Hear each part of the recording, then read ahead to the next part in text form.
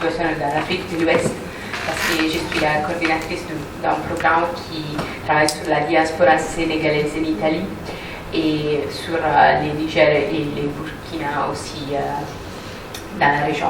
Avant, l'AIOM, c'était plutôt une organisation qui travaillait sur les droits humains et sur les déplacements des populations, mais maintenant, les changements climatiques et l'environnement sont vraiment devenus en priorité de l'organisation, parce que alors qu'il apparaît plus clair que les changements climatiques et les changements environnementaux ont une influence très grande sur l'immigration, ici, une approche conceptuelle du groupe Foresight.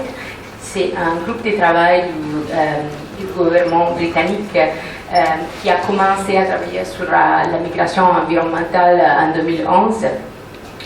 Et bon, ils ont écrit cette étude, c'est un peu l'étude de référence sur la migration environnementale, sur les changements climatiques et l'environnement. Et donc, dans cette approche conceptuelle, on peut voir qu'il y a deux niveaux, les niveaux macro et les niveaux micro. La migration, ici, on peut voir que la migration, c'est un phénomène qui est composé par plusieurs facteurs et déterminé de plusieurs causes. Et c'est pas seulement l'environnement, bon, c'est clair, qui bouge les personnes à migrer. Donc il y a des aspects politiques, sociaux, économiques et autres. Mais même quand les facteurs environnementaux sont très présents sur la population,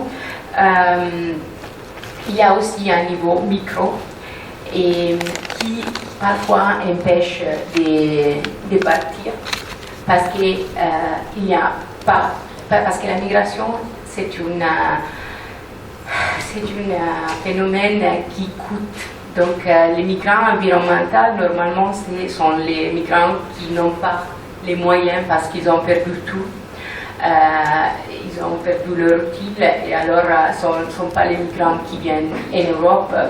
L'idée du groupe Foresight, c'est que les changements environnementaux vont avoir une influence sur tous les autres facteurs de la migration dans le futur.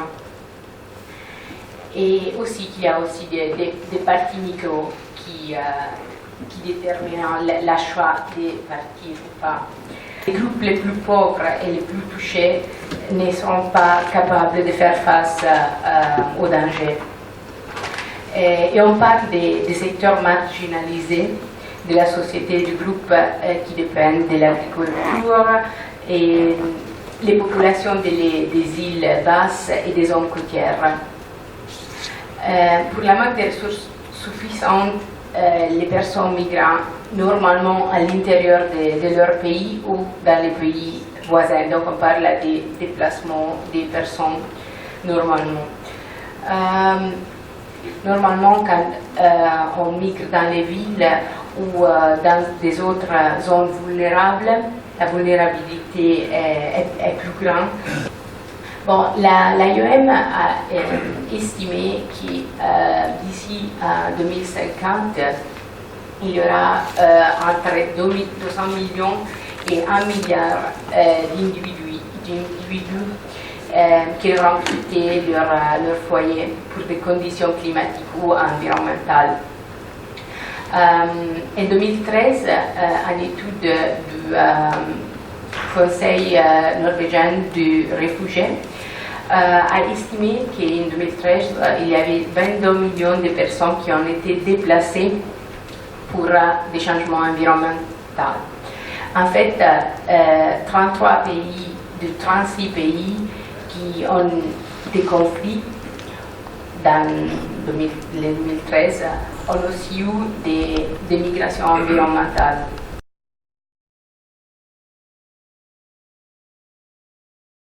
C'est un langage nouveau à créer. Quand je travaille au Sénégal ou au Niger, même les ministères, même les gouvernements ne s'entendent pas quand on met dans la même table les ministres de l'Environnement et les ministres de l'Intérieur ou de l'Extérieur. L'AIEM en 2011 a créé cette définition des migrants environnementaux, mais il faut aussi la première chose qu'il faut dire qu'il n'y a pas de réfugiés environnementaux parce que les réfugiés ont un état juridique que normalement les déplacés n'ont pas. Et il y a aussi une petite différence entre les personnes qui sont déplacées et les personnes qui décident librement de bouger à cause des raisons climatiques.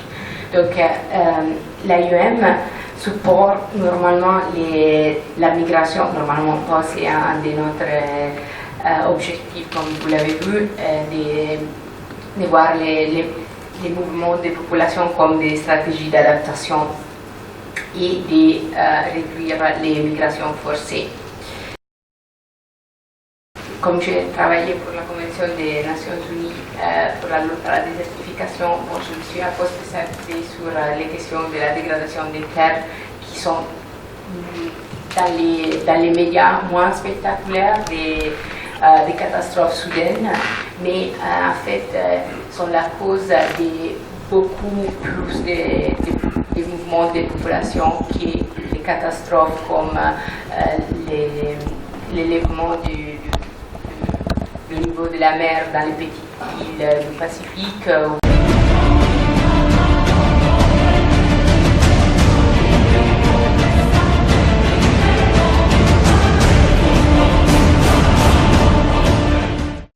Vous le savez, il y a la CEDEAO a introduit dans les années 70 la libre circulation, donc c'est l'unique sous-région de l'Afrique avec la libre circulation des gens et des travailleurs.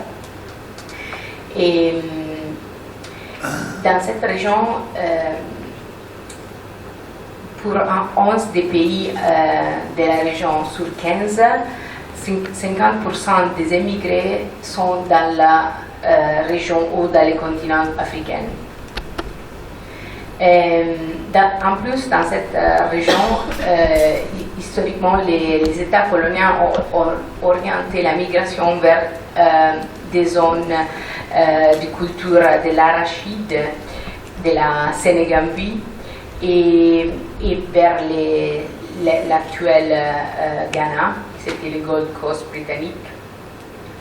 Et donc, les axes traditionnels des mouvements étaient des axes économiques coloniales.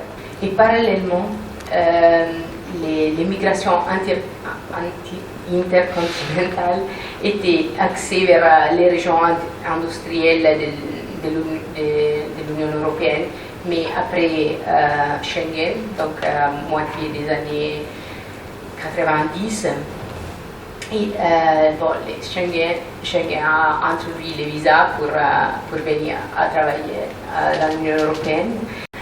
Et aujourd'hui, on parle d'impossibilité de migrer en dehors de la région.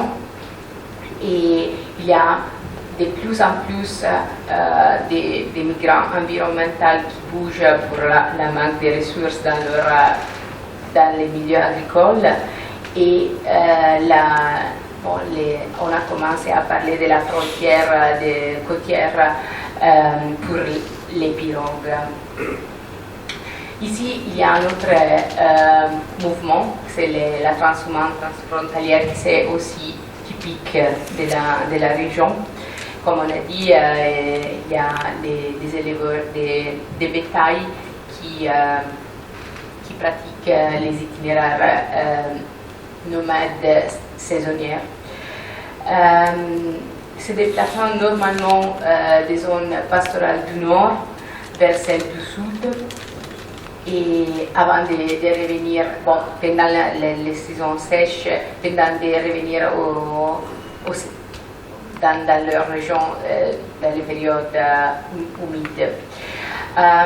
en 1993, le Niger a adopté un code rural qui a stipulé que les communautés pastorales avaient droit prioritaire d'utilisation des terres.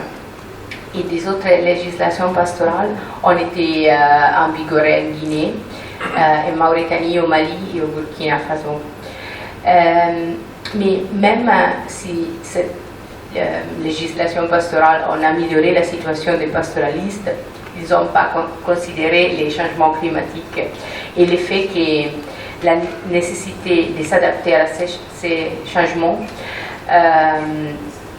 a changé les routes pastorales.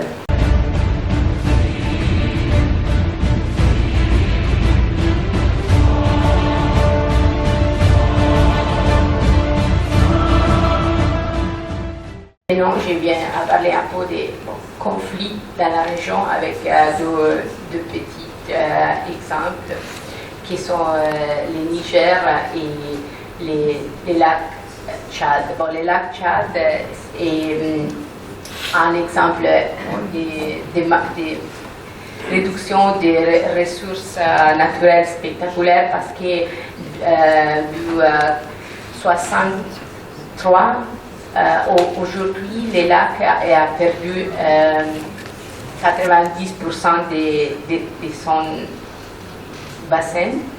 Donc, il y a beaucoup de conflits, même pour les frontières, parce que quand la ligne de démarcation s'est bougée beaucoup, on ne sait plus qui fait quoi et où. Et aussi, même entre les pêcheurs et les autres, les agriculteurs. Et bon, c'est vraiment évident tout autour du lac que la question c'est la perte des ressources naturelles. Mais aussi au Niger, la question de la transhumance a créé beaucoup de problèmes avec entre les agriculteurs et les pastoralistes, parce que les agriculteurs, ils ont accroître le parti et parfois ils ont même allé dans les couloirs de transhumance. Et au Niger, il y a eu beaucoup de conflits pour l'utilisation de la terre.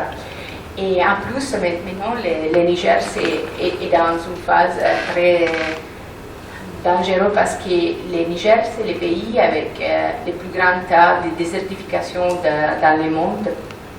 Et géostratégiquement, c'est dans une zone où tous les pays voisins se bougent pour fuir des conflits. Si vous pensez à la Libye, au Mali et à la Nigeria, maintenant ils vont se déplacer vers le Niger et même les Niger, ils n'ont pas assez de terres pour eux-mêmes et ils doivent prendre en considération les autres populations qui viennent. Donc la situation c'est un peu délicate.